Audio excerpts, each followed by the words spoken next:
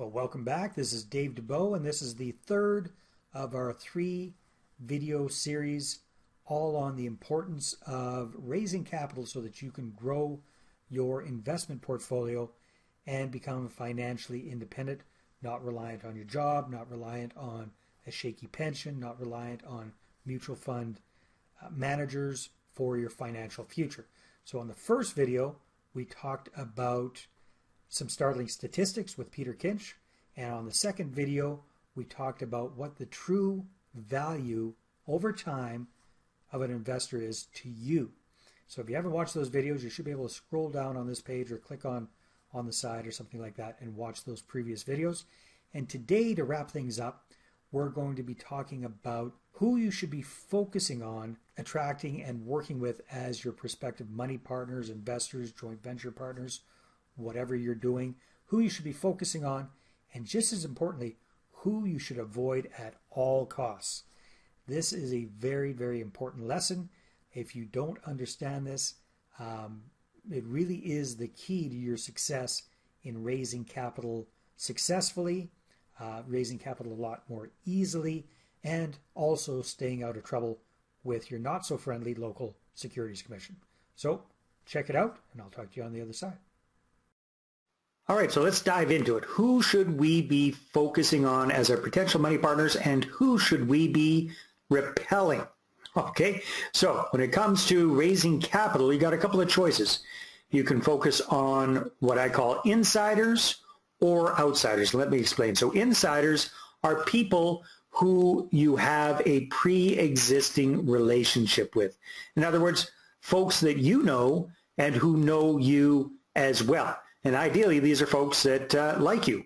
All right, so we got a picture here, big, warm, fuzzy picture. This is to give you an idea of the kind of folks that I'm talking about. So again, friends, family members, work associates, past and current clients if you're self-employed, past and current fellow employees if you're working for somebody, suppliers, etc. People that you have a pre-existing relationship with, and ideally, if you bumped into them on the street, they'd recognize you and know your name, you'd recognize them and know their name. So what are the pros and the cons to working with insiders? So first of all, we got a relationship that is already existing. You're not starting over from scratch. So at least they're going to lend you their ear. You're going to have much easier access to these folks because you already know who they are and where they're at. They tend to be more flexible when they're working with you, and if they decide to invest with you, they tend to have faster access to the money. Okay, so there are some cons. If you're working with family members, then you might have a slightly dysfunctional family, so you got the old family dynamic thing that comes to play. If things don't go according to plan, and you know what, sometimes that happens with real estate deals, Thanksgiving dinner, Christmas dinner, that can be a little bit uncomfortable, all right? And there's a risk that if you don't set it up properly at the beginning, it won't be a very professional kind of relationship. Now let's take a look at what I call outsiders. These are people that you don't know, strangers, folks that you meet at network meetings just briefly, or fellow event attendees that you don't really know that well, people that maybe you just grab their business card and off you go kind of thing. Really folks that you don't have a pre-existing relationship with. So if we want a visual of that, it would look something like this, kind of cold and gray. So there are pros and cons to everything. So what are some of the pros to working with outsiders? Well, because you don't have that pre-existing relationship, chances are if you start working together, it would be more on a professional basis. So that leads to potentially fewer hassles with the whole relationship thing. Now, I don't care how popular you are, there are a lot more people you don't know in the world than the people that you do know. So there's a lot more outsiders than insiders out there. Now, having said that, some of the cons are, even though there are billions of people on the planet, it's harder for most of us to meet and to access outsiders as potential investors versus insiders. And here's really the big one. You can get into a lot of trouble with your not so friendly local securities commission when you have strangers investing with you.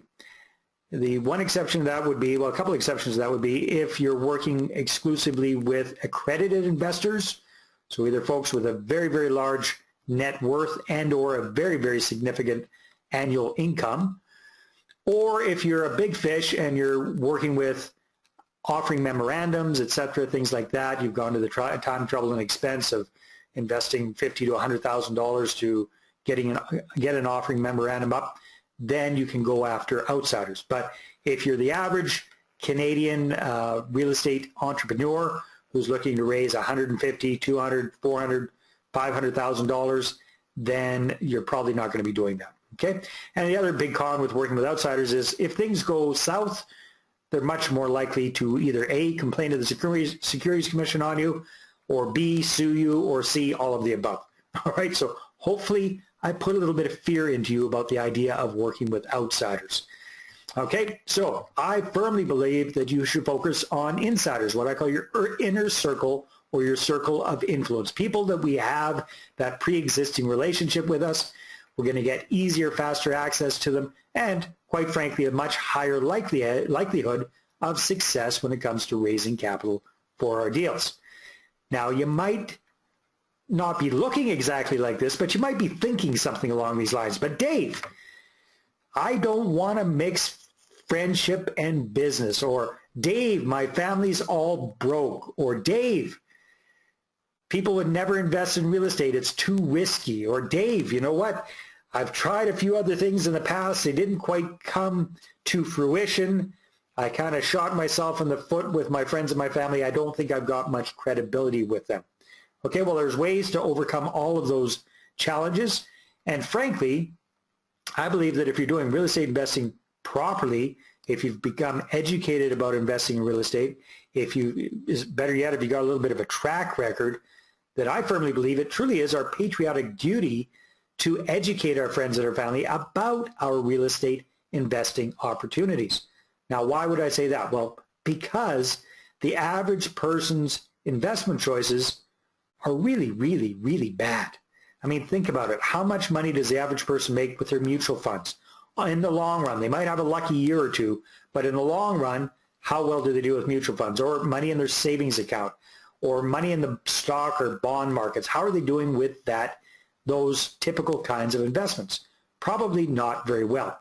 Okay, so here's one of my very, very successful students, John Senko. He's based up in Fort McMurray, Alberta.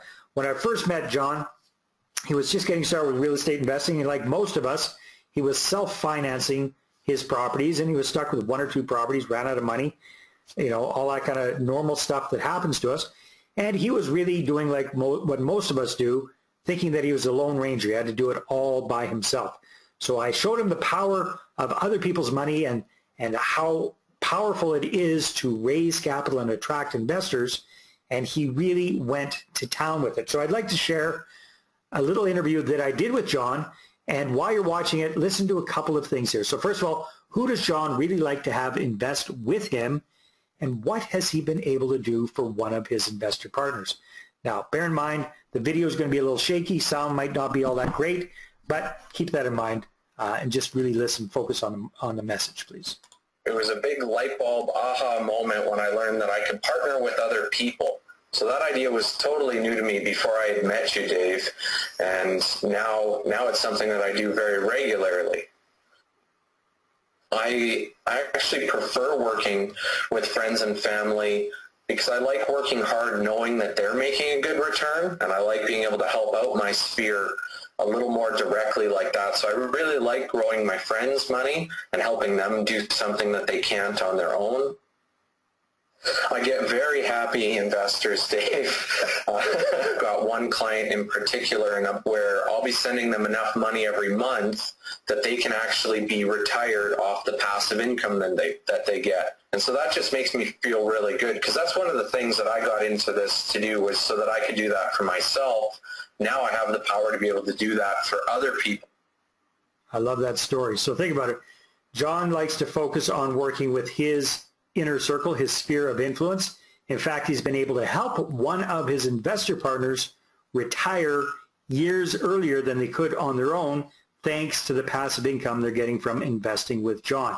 So imagine, what would it feel like if you could help a parent or a sibling or a close friend retire sooner than they could on their own thanks to investing with you. That is an awesome feeling. And that's what you can do when you set up win-win kinds of joint venture and investment type deals. Now, the other great thing about working with people that are already in your sphere of influence is it just makes life so much easier for you. Now, what do I mean by that? Well, for someone to invest with you, they need to know you, like you, and trust you. Does it make sense? If you're going to be asking someone to invest $50,000, $100,000, $150,000, $200,000 or $1,000 or more with you, chances are they're going to want to know you, like you, and trust you. So when you focus on people that are already in your sphere of influence, you've got 2 out of 3 of those already. They already know you. They theoretically already like you. The big question is, do they trust you yet with their money for an investment? They might trust you to house at their house for the weekend, but will they trust you with their investment money? So that makes life so much easier for us because we've got 2 out of 3. If we're focusing on outsiders, we have to create that whole know and like part first before we can get to the trust. If we focus on insiders, it's a shortcut. We've got the 2 out of the 3. So you know that you want to be focusing on your sphere of influence, people that you already have a pre-existing relationship with.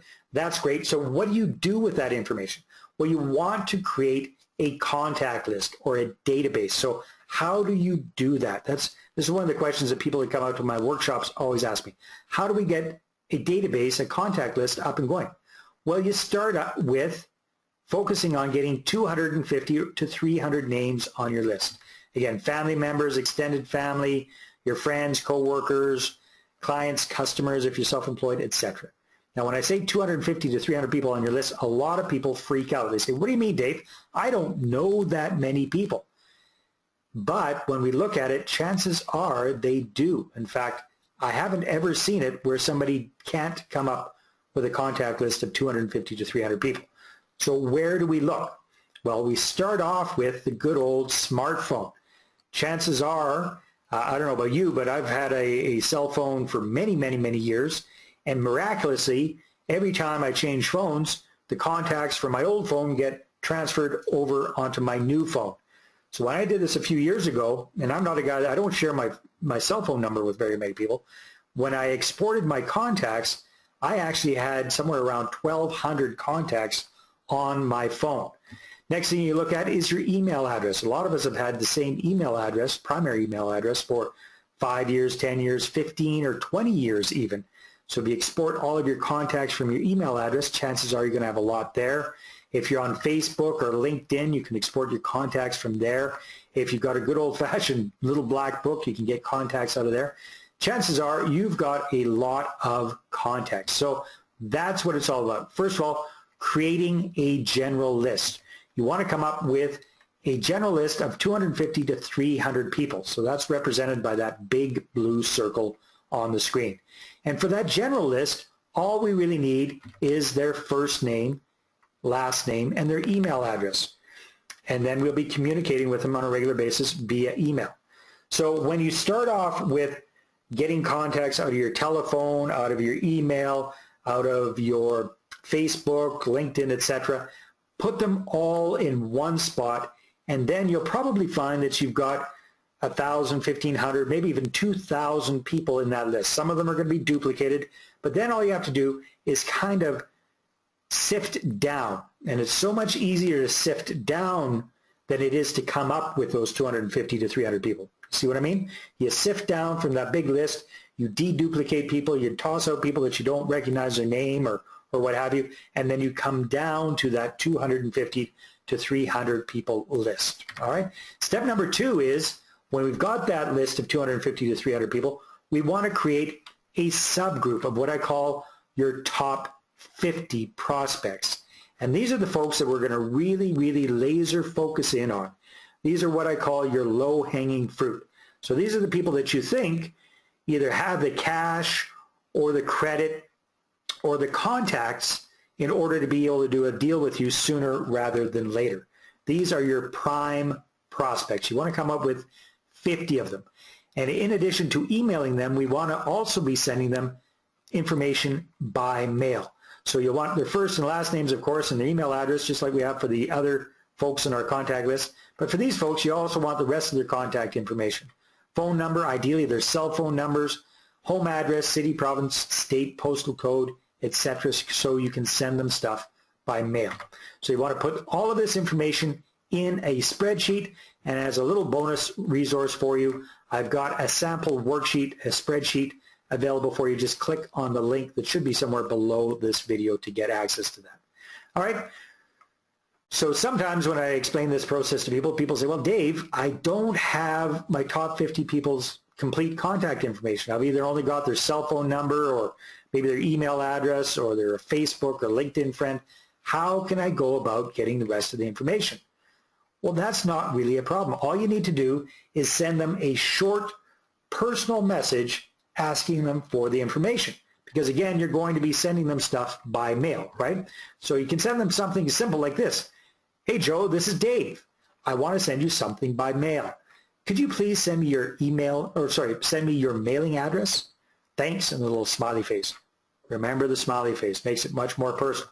So if you send out text messages or email messages like this, you're definitely going to get responses.